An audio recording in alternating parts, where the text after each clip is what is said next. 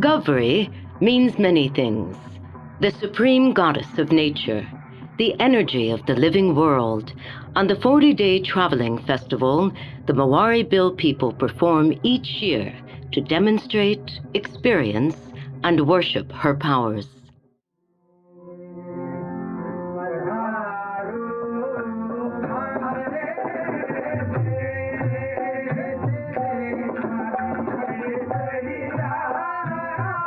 Mewar is a former princely state in southern Rajasthan and the only place this spectacular ritual is performed.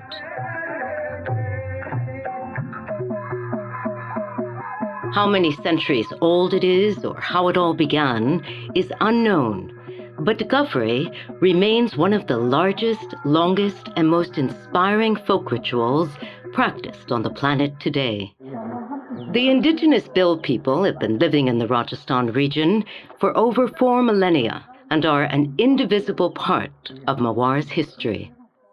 Ever since the 8th century, when Rajputs formed a friendly alliance with the mountain-dwelling Bhil leaders and founded a princely state in the lowland, the Bhils have played a vital role in protecting Mewar's freedom along with their high-caste Rajput allies.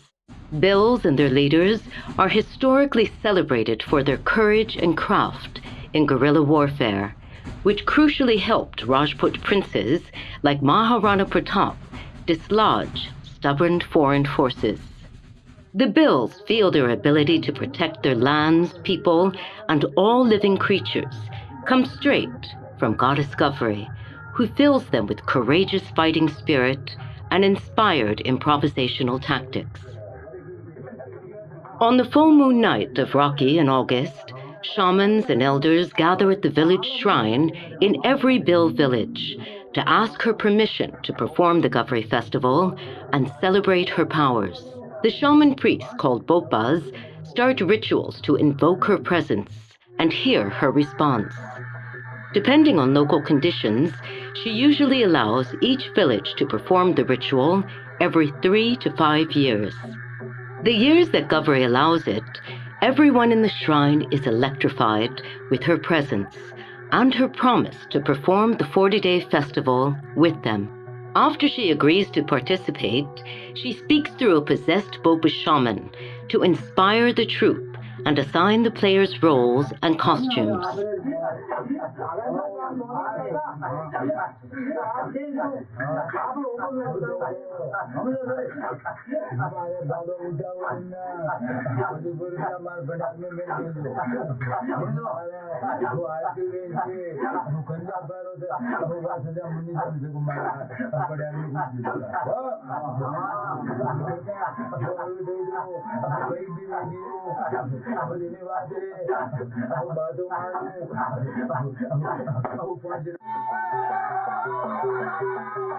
The festival really begins from the very moment she sanctions it, and all the shamans and performers dedicate their next 40 days to her and totally abandon their everyday lives.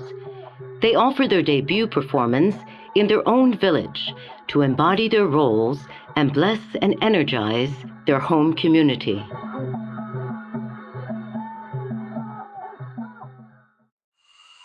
From the next day onward, the Gavari troupe moves to nearby villages, where girls from their families have married, or where they have been invited to perform. Gavari's long village-to-village pilgrimages develop strong fellowship among troupe members, but the most vital relationship is between the players and their goddess, or the spirit of their lands. To strengthen that connection, players observe many harsh austerities, like forsaking sex, meat, and alcohol, eating only once a day, walking barefoot, sleeping on the ground, and many other practices that they feel increases their access to nature's energies and their goddess's divine powers.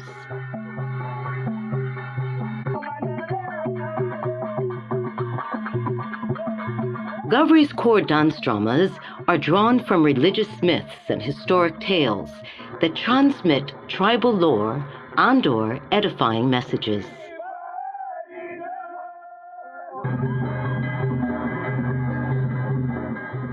The goddess appears in most of them, and her different avatars or faces also express different aspects of their values and understanding of the world. Sometimes she is fierce, sometimes compassionate, and sometimes lovely and sensuous, depending on the tale.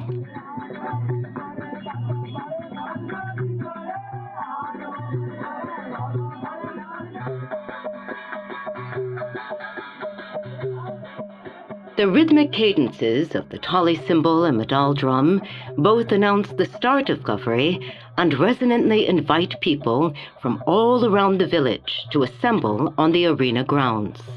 Bhil Gavari players sing all their dialogues and speeches in their own Mewari dialect, which is nearly impossible for most Hindi speakers to understand.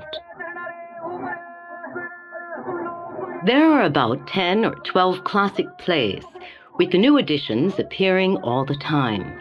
However, many villages have a more limited repertoire and tend to perform plays with the most proven appeal. The most popular and common today are exciting moralistic dramas like Vilurana, Goma, Laka Banjara, Badalia Hindwa, etc. The choice and presentation order may vary widely, depending upon the troupe's expertise and the nature of the audience. Influence of different social conflicts and contemporary subjects can be seen in these skits and stories. Use of broken English words in the dialogue, unique props and mime technique makes it more entertaining modern theater.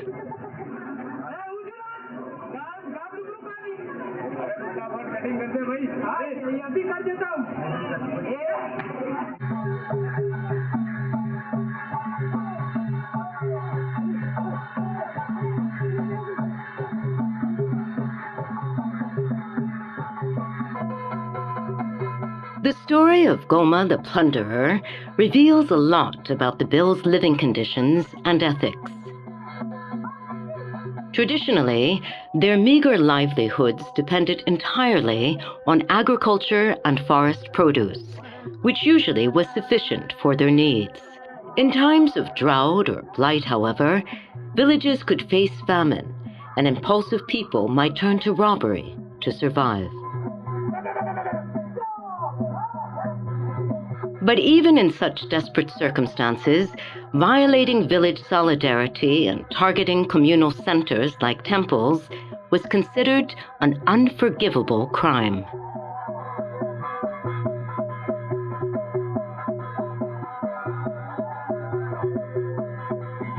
Goma the Plunderer is the story of a brash tribal man who breaks into a temple with his reckless companions to steal its offerings and precious ornaments. This sinful act enrages the goddess, and she curses him to die.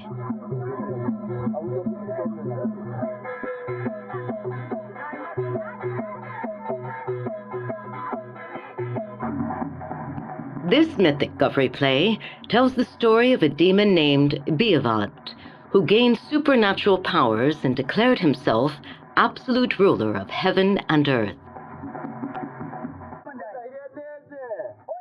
This selfish despot caused endless problems for the gods, humanity, and all living things, but no one had the strength to resist his brutal reign.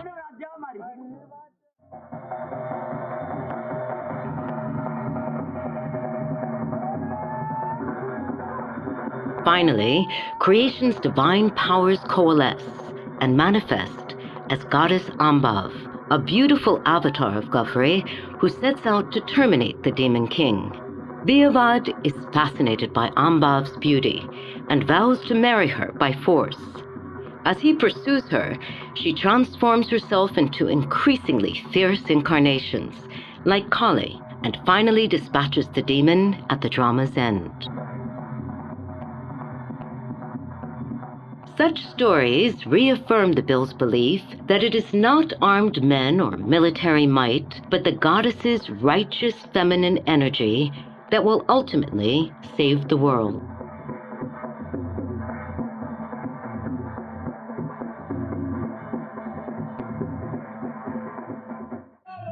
In ancient times, passage through the countryside was perilous. Roads were often just rough paths that passed through ravines and dense forests. The Banjara clan of itinerant gypsy traders braved this dangerous terrain daily as part of their way of life. This dance drama pays respect to this daring community in the person of a particularly colorful trader named Laka Banjara. As Laka travels across the land with his 2 wives and trade wagons, he constantly meets crooked officials asking for bribes. He wittily mocks and defies them all, to the delight of the audience. These exchanges are designed to both amuse and instructively embolden the villagers. Laka also runs into mountain-dwelling Mina tribals who demand road tolls for safe passage through their forests. Most traders paid the tolls without protest, but sometimes demands became excessive.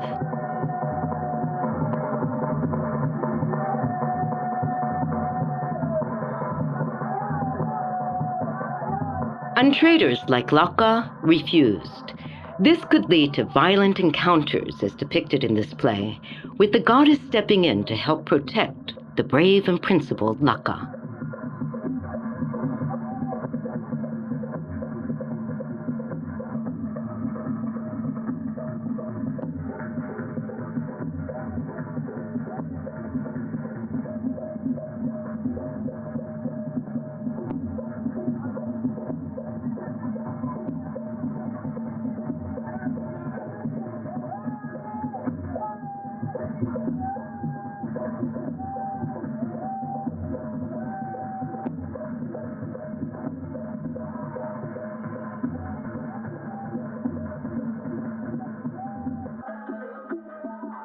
All indigenous cultures have a deep love of nature, but few acted out as vividly as the Bhils in this classic Gavari drama, Padliya Hindwa.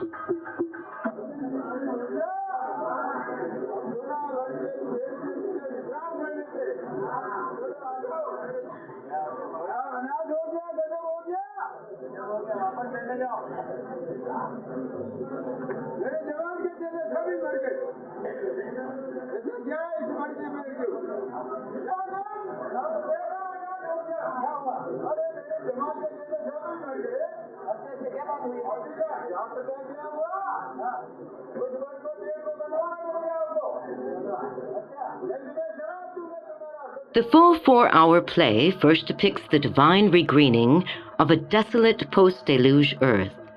The next act, millennia later, portrays a king's killing of a holy banyan tree to appease an influential angry guru who lost disciples to its power.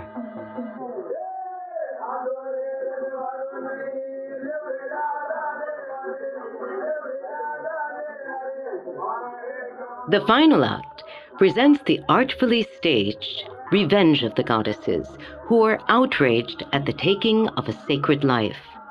They sneak into the royal court disguised as acrobats and dancers and dispatch the heedless king for blasphemy, stupidity, and cowardice. The troupe then dances in celebration to warn other rulers what happens when they desecrate nature.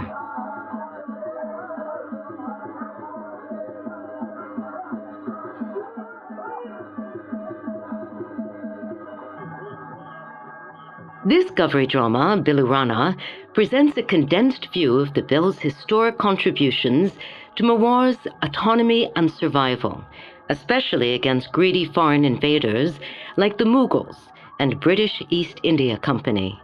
The play depicts the Bhil's valiant resistance across several centuries of intrusions using deft guerrilla warfare.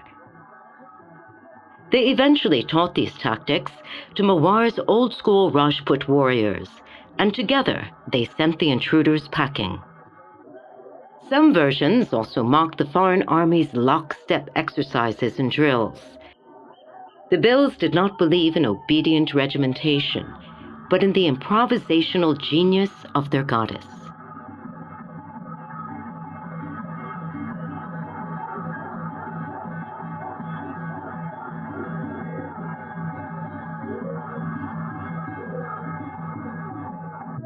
Unlike the more mythic or heroic dramas, Kana Gujari presents joyful romantic episodes from Lord Krishna's youth. Gavari plays constantly absorb new elements from their social environment, including popular figures like Krishna from the mainstream Hindu culture. In this melodious musical skit, Krishna flirts with his lover Radha, a milkmaid from the Gujar clan, and mischievously demands butter from the other young Gujar ladies who carry milk to the cities. Krishna's great love for these milkmaids is expressed and parried with gentle taunts and sweet humor, showing deep mutual bonds of affection. At the end, Krishna, his friend Manshuka, and the Gujar girls all join in a euphoric dance that came to be called Ras Leela, a dance of divine love.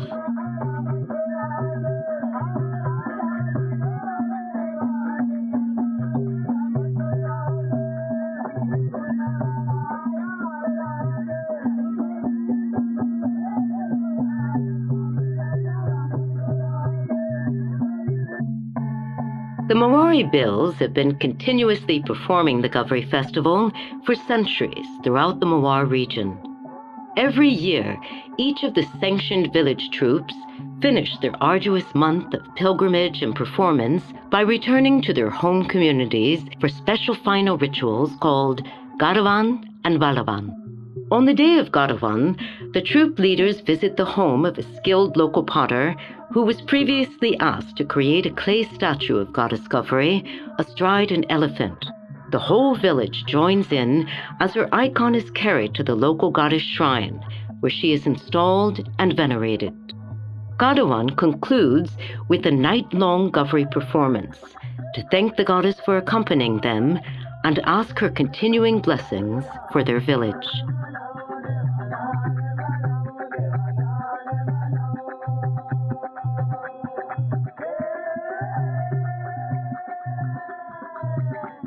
The next day is called Valavan, and the Gavari troop and villagers escort Gavari's icon to a sacred local water body for farewells and final immersion. The whole day resounds with the compelling rhythms of the Talia Madal that feed the exaltation and often lead again to trance. As the Valavan procession grows, the village's men, women, and children from all castes and religious communities equally participate. The Gavari players usually lead the way, adorned in their character costumes, waving their weapons, and dancing and singing signature songs.